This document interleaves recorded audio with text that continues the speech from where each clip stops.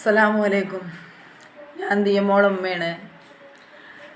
ഞങ്ങൾ ഈ ചാനലിനെ തുടങ്ങാൻ കാരണം മോളെക്കുറിച്ചുള്ള കാര്യങ്ങൾ പറയാൻ വേണ്ടിയിട്ടാണ്. ആദ്യം മുതൽ എന്താണ് സംഭവിച്ചത് എന്നുള്ള കാര്യങ്ങൾ പറയാൻ വേണ്ടിയിട്ടാണ് ഈ ചാനലിനെ തുടങ്ങിയത്.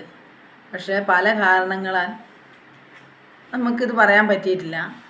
പിന്നെ കുറേ ആളുകൾ ചോദിക്കുന്നുണ്ട് കുട്ടി എങ്ങനെയാണ് പോയതെന്നും പിന്നെന്താണ് എവിടുന്നാണ് കാണാതായത് എന്നെല്ലാം ചോദിക്കുന്നുണ്ട്. അന്നത്തെ പോലീസിൻ്റെ അന്വേഷണം എങ്ങനെയാണ് എന്നൊക്കെ ചോദിക്കുന്നുണ്ട്. അപ്പോൾ അതിനുള്ള വിശദമായിട്ട് ഞാനെന്നാൽ അതിനെ പറ്റിയിട്ട് പറഞ്ഞുതരാം. അതായത് കുട്ടി വീടിൻ്റെ ഉള്ളിൽ നിന്നാണ് കുട്ടീനെ കാണാതായത്. സെൻട്രലിൽ നിന്നാണ് കുട്ടീനെ കാണാതായത്. അതായത് ചായ കുടിക്കുന്ന കുട്ടീനെയാണ് കാണാതായത്. കയ്യിൽ പിന്നെന്താണ് ചായൻ്റെ ഗ്ലാസ്സും കൊണ്ട് കുട്ടീനെ സെൻട്രലിൽ ഇരുത്തിയിട്ടുണ്ട്. അത് കണ്ടിട്ട് തന്നെയാണ് ഞാൻ പിന്നെന്താണ് ഹസ്ബൻഡും മക്കളും ചായ കുടിച്ച പാത്രം എടുത്ത് അടുക്കളയിലേക്ക് കൊണ്ടുവച്ചത്. അതിൽ പിന്നെന്താണ് പറയുന്നുണ്ട് കുട്ടീനെ മുറ്റത്തുനിന്ന് കളിച്ചുകൊണ്ടിരിക്കുന്ന സമയത്താണ് കാണാതായതെന്ന്. പക്ഷെ കുട്ടീനെ ഒരിക്കലും പിന്നെന്താ എൻ്റെ മോള് നമ്മളാരെങ്കിലും ശക്തിയുള്ള മഴയത്ത് ആരെങ്കിലും നമ്മളെ മക്കളെ കളിക്കാൻ വിടുമോ? പുറത്തേക്ക് കളിക്കാൻ വിടുക.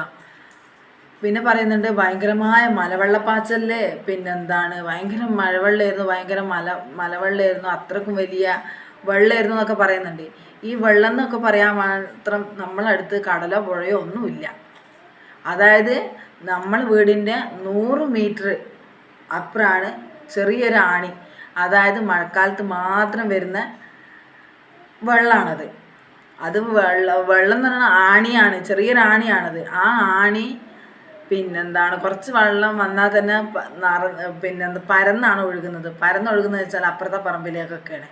അതെന്ന് വെച്ചാൽ വിജനമായ സ്ഥലമൊന്നുമല്ല, നിറച്ച് മരങ്ങളും കുറ്റിച്ചെടികളും ഒക്കെ ഉണ്ട്. പിന്നെ എനിക്ക് പറയാനുള്ളതെന്ന് വെച്ചാൽ പിന്നെ ചോദിച്ചു പോലീസിൻ്റെ അന്വേഷണം എങ്ങനെയാണ് എന്നുള്ളത്. അതെന്തായാലും ഞാനിതിൽ കൊടുക്കുന്നുണ്ട്. അന്നത്തെ ന്യൂസ് ചാനലിൽ അന്നത്തെ അന്വേഷണ ഉദ്യോഗസ്ഥർ കൊടുത്തത് എന്താണെന്നുള്ളത് ഞാനിതിൽ നിങ്ങൾക്ക് കേൾക്കാൻ ഞാനിതിൽ വെച്ച് തരുന്നുണ്ട്. ഒന്ന് കേൾപ്പിച്ചു തരാൻ ഞാനിത് ചെയ്തു തരുന്നുണ്ട് കേട്ടോ. വേറൊന്നും എനിക്ക് പറയാനില്ല. നിങ്ങളതൊന്ന് കേട്ടോക്ക്. ഇനി അതിന് ശേഷമുള്ളത് ഞാൻ നിങ്ങൾക്ക് പറഞ്ഞുതരാം. ഓരോന്നോരോന്ന് കറക്റ്റായിട്ട് പറഞ്ഞാലേ നിങ്ങൾക്ക് മനസ്സിലാവുള്ളൂ. അതിന് വേണ്ടിയിട്ടാണ് ഇത്. ഓരോരുത്തരുടെ സംശയങ്ങൾക്കുള്ളതിനുള്ള മറുപടിയാണ് ഞാൻ പറയുന്നത്.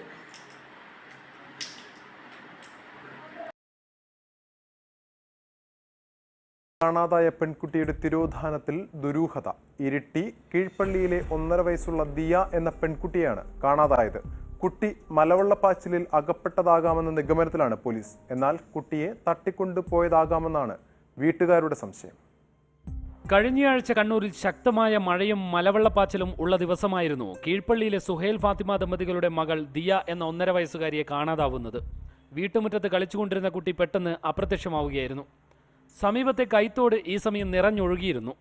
വീട്ടുകാരുടെ ശ്രദ്ധ തെറ്റിയപ്പോൾ കുട്ടി സമീപത്തെ തോട്ടിൽ അകപ്പെട്ടതാകാമെന്നാണ് പോലീസിന്റെ നിഗമനം. ആദ്യ ദിവസങ്ങളിൽ കുട്ടിക്കായി തിരച്ചിൽ നടന്നെങ്കിലും ഇതുവരെ കണ്ടെത്താനായിട്ടില്ല. ഇരിട്ടി ഡിവൈഎസ്പിയുടെ നേതൃത്വത്തിലുള്ള പ്രത്യേക സംഘവും SP ഇതിനായി രൂപീകരിച്ചു കഴിഞ്ഞു. ഞങ്ങൾ വളവട്ടണം വരെ, അതായത് ഇവിടെ മാത്രം അന്വേഷണം നടത്തിയിട്ട് കാര്യമില്ല. അന്നത്തെ മലവെള്ളപ്പാച്ചിലാണ്. അപ്പോൾ വളവട്ടണം അഴീക്കോട് വരെ അന്വേഷണം നടത്തേണ്ട ആവശ്യമുണ്ട്. ആ കുട്ടി അവിടെ കുറച്ച് മുമ്പ് വേസ്റ്റ് ഇടാൻ വേണ്ടി ഇവരുടെ കൂടെ കളിക്കുന്ന കുട്ടികൾ പോയിട്ടുണ്ട്. അപ്പോൾ വെള്ളത്തിൽ പോയതിനാണ് പ്രാഥമികമായ നിഗമനത്തിലേക്ക് എത്തിയിരിക്കുന്നത്. കളിച്ചുകൊണ്ടിരിക്കുകയായിരുന്ന കുട്ടിയുടെ കഴുത്തിൽ 1.5 പവൻ തൂക്കം വരുന്ന സ്വർണ്ണമാല ഉണ്ടായിരുന്നു. ഇത് തട്ടിയെടുക്കാൻ ആരെങ്കിലും കുട്ടിയെ എടുത്തുകൊണ്ടുപോയതാകാമെന്ന നിഗമനത്തിലാണ് വീട്ടുകാർ. വെള്ളത്തിൽ പോയിന്നല്ല, ആരോ കൊണ്ടുപോയി തന്നെ സംശയിക്കാൻ. കാരണം എന്താ വെച്ചാൽ അധികം സമയമായിട്ടുള്ളൂ, അവൾ വെള്ളത്തിൽ പോകാൻ സമയമായിട്ടില്ല, അവൾ തന്നെ പോകുന്ന ഒരു കുട്ടിയല്ല. വീട്ടുകാരുടെ സംശയങ്ങൾ പോലീസ് പൂർണ്ണമായും തള്ളിക്കളയുന്നില്ല. ഇക്കാര്യത്തിലും കൂടുതൽ അന്വേഷണം നടക്കുന്നുണ്ട്. ദിയയെ കണ്ടെത്താൻ എത്രയും വേഗം പോലീസിന് കഴിയുമെന്ന പ്രതീക്ഷയിലാണ് കുട്ടിയുടെ വീട്ടുകാരും നാട്ടുകാരും. ഏഷ്യാനെറ്റ് ന്യൂസ്, കണ്ണൂർ.